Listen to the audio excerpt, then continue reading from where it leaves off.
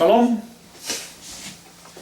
Vamos a estudiar ahora la Parashat Noah, que va del capítulo 6, versículo 9 al versículo 12. Son estos 4 textos los que vamos a estudiar y vamos a explicar de tal manera que podamos retener la información que de primera mano debemos tener de estos textos. Leemos en la Torah. Estas son las generaciones de Noah. Noah era un varón justo, íntegro en su generación. Con Elohim marchó Noah. Noah engendró 3 hijos, Shem, Ham y Jefet. Pero la tierra se había corrompido delante de Elohim y la tierra se había llenado de extorsión. Elohim vio la tierra y aquí que estaba corrupta, pues todo ser de carne había corrompido su camino sobre la tierra. Y esto es lo que vamos a explicar para que tengamos los conceptos claros de la forma en la que inicia esta parashá que se llama Noah. Parashá se llama Noah y vamos a ver que Noah se movía en medio de una generación. La Torah explica que Noah en su generación va a tener cierto comportamiento. La Torah menciona que las generaciones de Noah, es decir, su descendencia, de pronto en lugar de hacer mención de sus hijos, en lugar de eso usa atributos que corresponden a Noah.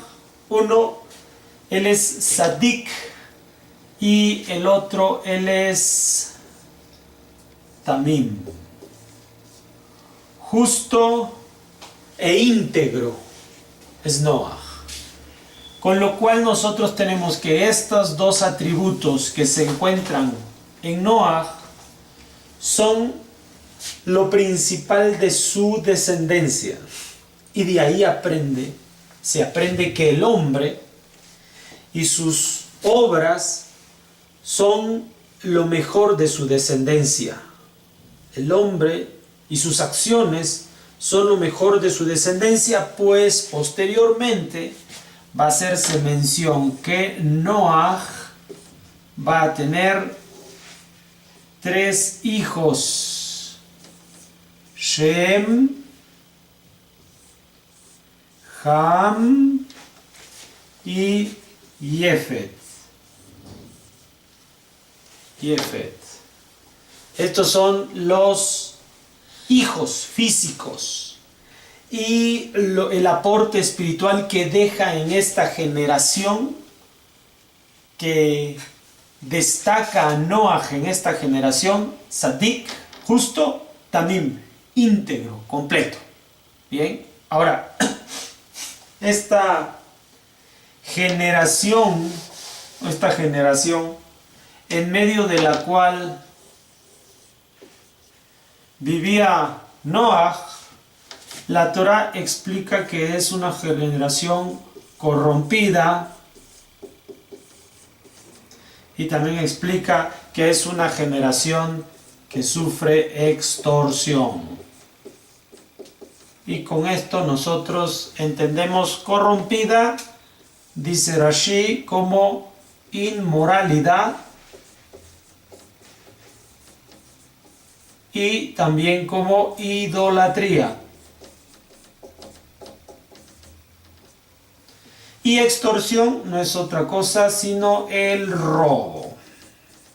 Entonces estos 3 son los casos que caracterizaban a esta generación, en medio de la cual, a pesar de toda esta influencia, Noah se comportó con justicia y con integridad.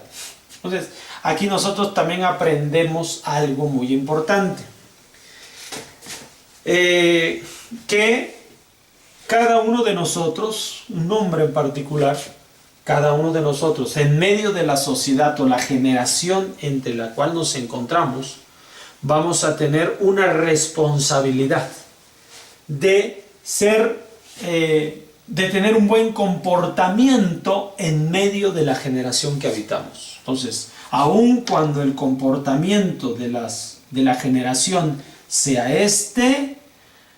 Akadosh Baruj Hu está haciendo mención que debe ser el comportamiento de un hombre que está buscando el camino a Hashem. Por eso es que vamos a saber que Noah va a ser la 10ª generación después de Adam Arishon, porque aquí es donde empieza el hombre a reencontrar su camino a Akadosh Baruj Hu. En la 10ª generación, una generación que sabemos por todo el mal, llena de inmoralidad, idolatría y robo. Finalmente, para encontrar el camino a Hashem, tenemos que comportarnos con justicia y con integridad. Muy bien, nos vemos para la próxima. Shalom.